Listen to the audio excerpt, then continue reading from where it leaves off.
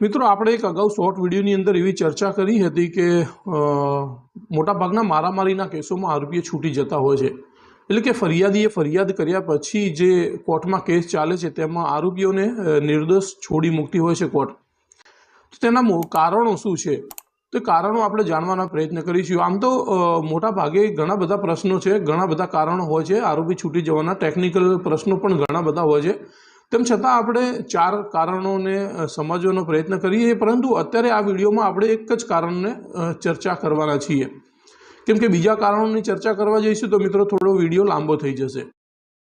એટલે તમારે બીજા કારણોની જો સમજ જોઈતી હોય તો મને કોમેન્ટમાં બતાવજો, તો આપણે પછી બીજા કારણોની પર ચર્ચા કરીશું. પણ અત્યારે આપણે એક મોટું કારણ એવું છે કે જ્યારે ફરિયાદી ફરિયાદ લખાવવા જાય છે પોલીસ સ્ટેશન, ત્યારે એક મોટી ભૂલ કરતો હોય છે. હવે જ્યારે ફરિયાદી પોલીસ સ્ટેશનમાં જાય છે ફરિયાદ લખાવવા માટે, ત્યારે ફરિયાદી ખરેખર એક આવેશમાં અને ઉશ્કેરાટમાં હોય છે. એટલે ફરિયાદ આપવા માટે જતો હોય ને ત્યારે મિત્રો એની અંદર એક દ્વેષની લાગણી હોય છે, અને પોલીસ સ્ટેશનમાં જઈને એ બનાવ જે બન્યો હોય એનાથી થોડી વધારે ફરિયાદ લખાવી દેતો હોય છે. હવે ફરિયાદીને તે વખતે એવું મગજમાં હોય કે 2 માણસોએ તો મને માર્યો છે, પણ એના ઘરવાળાને પણ હું અંદર લઈ લઉં. પછી તે વખતે કોણે શું માર્યું, કેવી રીતે માર્યું, કયા હથિયાર વડે માર્યું, આ બધી વિગતો થોડી લખવામાં ભૂલ કરી દેતો હોય છે. અને તેના કારણે શું થાય કે તપાસ કરનાર અધિકારી તેની તપાસમાં દિશા ભૂલી જાય છે.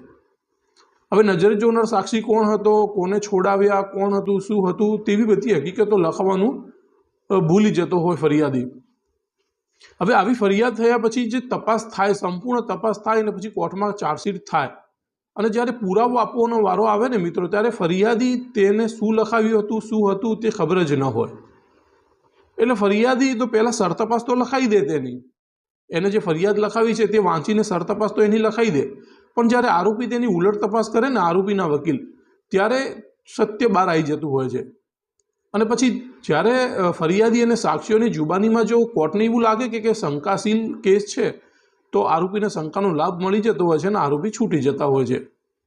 એટલે આ સૌથી મોટું કારણ આજ સુધીમાં જોવામાં આવ્યું છે ને, તો ફરિયાદીની ફરિયાદ જ મોટું કારણ બની જતું હોય છે આરોપીને છોડી મૂકવામાં. એટલે આરોપીને તેવા સંજોગોમાં શંકાનો લાભ મળી જતો હોય છે.